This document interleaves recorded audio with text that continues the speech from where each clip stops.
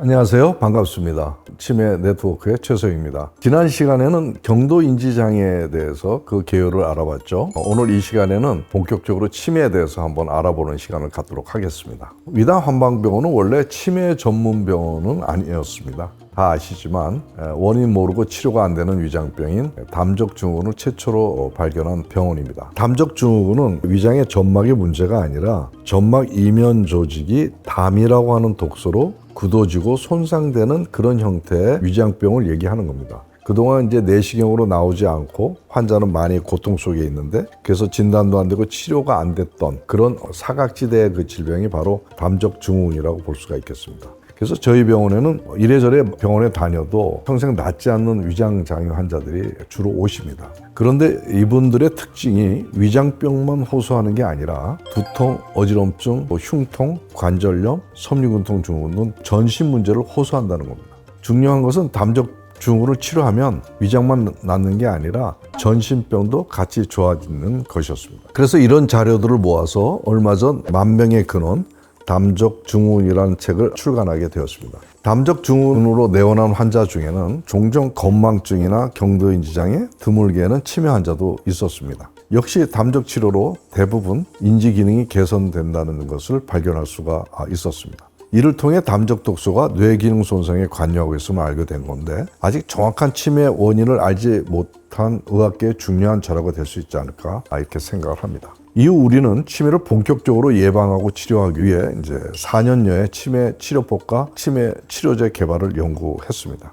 연구하는 과정에서 담적 독소 외에도 여러 원인이 치매에 관여함을 알게 되었고 종합적인 치매 치료제를 개발하게 된 것입니다. 이 치료제를 개발한 후 지인 중에 치매가 심하게 진행된 환자에게 이 약을 투여한 바가 있습니다. 그는 최첨단 의료기기를 제작하고 판매하는 68세의 남자 L씨였습니다. 과학자의 삶을 살다가 50대 후반 미국에서 큰 의료기 사업장을 운영하였습니다. 사업 초년생인 그는 사기도 당하고 운영에 어려움이 겹치면서 60대 초반 이른 나이에 치매 전조 증상이 나타나기 시작했다고 합니다. 미국의 전문 의료기관에서 이런저런 약을 먹으면서 치료했지만 낫지 않고 결국 요양원에서 딴 세상 사람처럼 살고 있었습니다. 환자에게 개발한 약을 권유했고 1, 2개월 정도 약을 먹게 했습니다. 환자의 아내는 진행 상태를 계속 카톡으로 저에게 알려줬는데 약을 먹기 시작한 지 한 2주 정도 지나서 신발 신지 않고 나가고 신발 벗지 않고 들어오는 그러한 행동이 나갈 때 신발을 신고 나가고 들어올 때는 신을 벗는 변화가 있었다고 했고 이어서 대변을 화장실에서 보고 식사도 자기가 숟가락질 하려 한다는 변화가 있다고 했습니다. 한 달여가 지날 때쯤 아내는 감동의 눈물을 흘린 적이 있다며 사진과 함께 소식을 알려왔는데 요양원 부근 길을 가던 중 앞에서 걷던 남편이 차가 오는 걸 보고 되돌아서서 자기를 길 안쪽으로 밀어내더라는 것입니다. 이런 기적 같은 결과를 보면서 우리는 치매도 얼마든지 개선될 수 있다는 희망을 품게 되었습니다. 그동안 치매 전문 병원을 표방해서 치매 환자를 본격적으로 저희들이 치료하지는 않았기 때문에 많은 사례를 확보하지는 못했지만 어떻게 치매 중기를 넘어선 환자가 개선될 수 있었는지 그 치료 과정을 살펴보고 치매 치료의 좋은 본으로 삼고자 합니다. 이제 그 얘기를 하겠습니다. 먼저 치매의 주요 증상을 살펴보면 첫 번째 가족, 지인, 또 자기 나이나 일상 기억이 잘 안 되는 심한 기억력 저하가 발생합니다.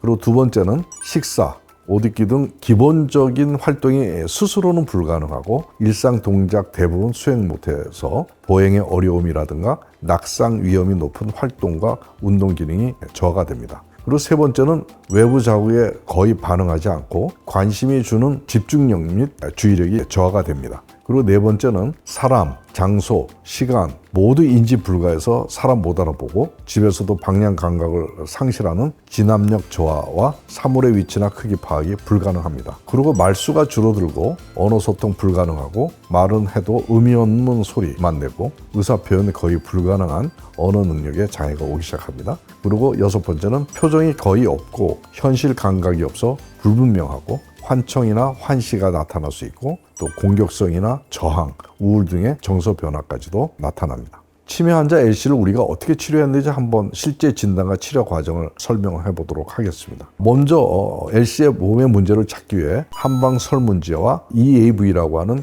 경락 복능 진단기기 검사를 했습니다. 그 결과 환자는 위와 장에 담적 독소가 많이 축적되어 있었고 담 독소가 뇌에 파급되고 있었음을 알 수가 있었습니다. 그는 평소 엄청나게 빨리 먹는 습관이 있었고 항상 대변이 시원치 않고 잔병감이 있는 과민성 대장증후군을 앓고 있었습니다. 그리고 심한 스트레스로 인해서 심장 기능이 많이 위축되어 있었고 심장에 미세 혈전도 존재하고 있었습니다.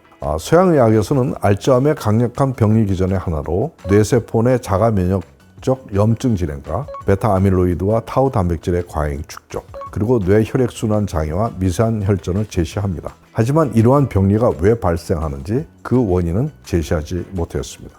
위담 치매 네트워크에서는 이러한 병리의 원인을 몸에서 찾아낸 겁니다. 한방 검사로 L씨에게서 찾은 두 가지의 원인, 우선 위와 장의 담적 독소와 담 독소의 뇌 파급, 그리고 심한 스트레스로 인한 심장 기능 위축과 미세 혈전으로 뇌 허혈과 뇌혈관이 좁아지는 현상을 밝혀낸 거죠. 자세히 살펴보면 서양의학에서 제시하는 알츠하이머 병리와 일치하는 걸 알 수가 있습니다. 이를 좀 풀어서 설명을 하면 위와 장으로부터 생성된 담 독소가 항원성 역할을 해서 뇌세포 내의 자가 면역적 염증 현상을 일으키고 담 독소가 플라크처럼 작용해서 뇌세포를 굳어지고 뭉치게 해서 베타 아밀로이드와 타우 단백질의 과잉 축적을 하게 된 것입니다. 이와 함께 과도한 스트레스로 심장이 압박을 받아서 뇌 혈액 공급에 장애가 와서 뇌세포의 빈혈과 괴사가 발생해서 젊은 나이에 치매에 이르게 된 것입니다. 실제 이 환자에게 뇌세포에 축적된 담 독소를 제거하고 심장을 강화해서